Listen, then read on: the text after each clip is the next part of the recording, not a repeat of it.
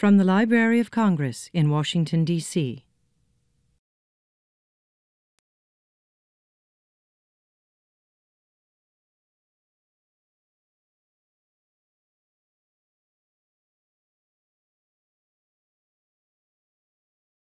Hi everyone, my name is Paul Frank. I'm the acting coordinator of the NACO and the SACO programs at the Library of Congress for the PCC Secretariat. And I'm here today with Lupe Cristan from the Library of Congress Policy and Standards Division. Anna's going to help me understand the new NACO policy on undifferentiated personal name records. Thank you, Anna. So I have a question. I know that the NACO policy now says that we are getting rid of undifferentiated personal name records. But I also know that RDA tells us that you can have an undifferentiated personal name authority record. So what gives here? What's going on? Well, hi, Paul. Thank you for inviting me today. And you are right. RDA indeed does allow for undifferentiated personal name records to be created under RDA 8.11.1.1. But you know, undifferentiated records have always been very controversial. And even before we implemented RDA, certainly in the previous rules, these were always, catalogers hated doing these. So when we implemented RDA, Chapter 9 for personal names allows us to have possibilities of adding qualifiers to names. We have occupations, we have flourishing or active dates.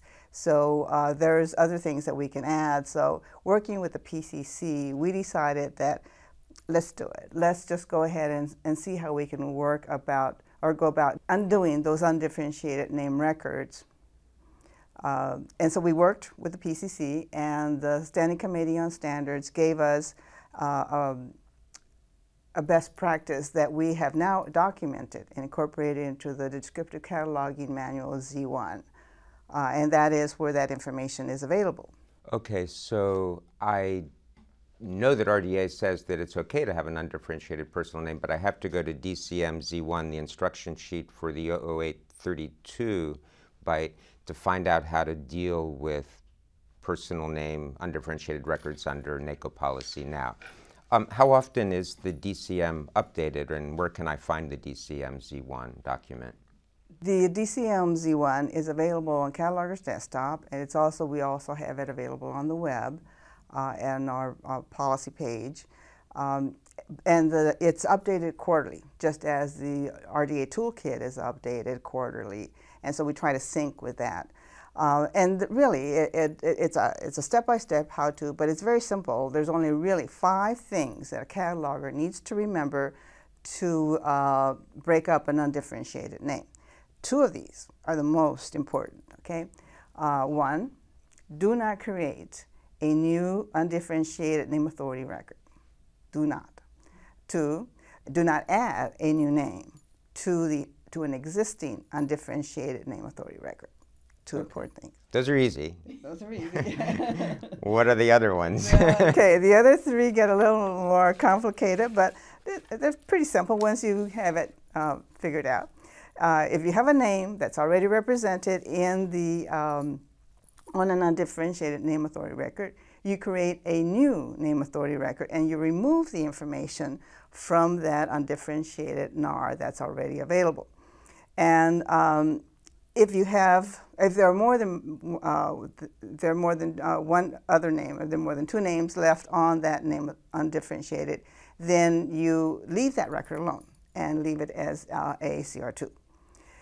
If there is only 1 name left, then you will delete the original name authority record and create a new one for the original name too. Okay, so you have 2, and in both of these cases, you have to add a 667 note that is added to both of the NARs that says that they had previously been on an undifferentiated NAR. Okay, well, let me see if I got it. The first 2 I think I got. They're easy. No new undifferentiated personal name authority records. Do not add an identity to an existing undifferentiated personal name record. Yes. if I have bibliographic warrant or bibliographic need to use an access point that appears on an undifferentiated personal name record, I pull off that identity from that record, create a new one. If after taking off the identity from the undifferentiated personal name record, there are more than 2 identities left, it's okay to leave that record coded ACR2. That's correct. That's right.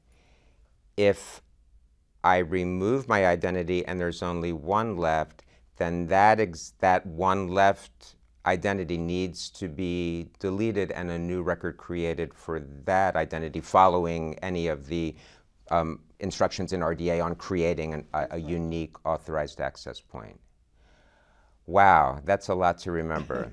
That is, but you got it. That's right. The only thing you really do need to remember is the part about the 667 note that needs to be added. And you add the 667 note saying that this record has been deleted, or this record was, let me get that right. You add the 667 note saying that the name had previously been on an undifferentiated name authority record. So that's an alert to the catalogers in the future that this is the history of this identity. You got it. That's the way. Okay. Well, don't think that I understood everything that Anna said, because I actually looked at the instruction sheet and I noticed that there's a different workflow for LC catalogers and PCC NACO catalogers. So can you elaborate a little bit on that? Well, Paul, you need to remember that the master database for the Library of Congress NACO authority file resides in LC. And only LC staff can delete records, so that at LC we should get a notification and then we go ahead and delete the name authority record and create a new one at that time. But non-LC catalogers have to report the name authority record for deletion, and someone here at LC will delete the name authority record and create a new one following the new DCM workflow. Okay, I think I got it. So if I'm a PCC NACO cataloger and I go through the steps that we've talked about, and I realize that I have 1 identity left on an authority record, an existing undifferentiated name authority record, I need to report that for deletion. That's correct.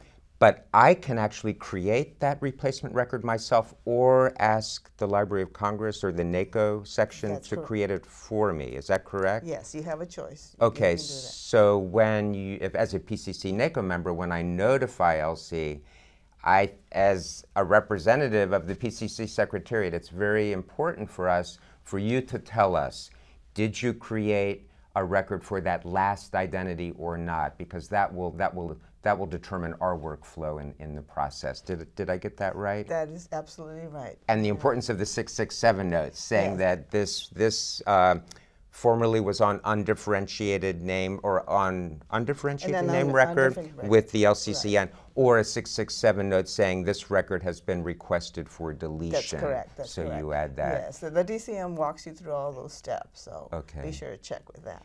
I'm going to go back to the DCM right now, and I encourage you all to go and take a look at that as well to get the last word you need to know about undifferentiated personal name authority records. Okay, thanks, Anna. You're welcome, Paul. Thank you. This has been a presentation of the Library of Congress.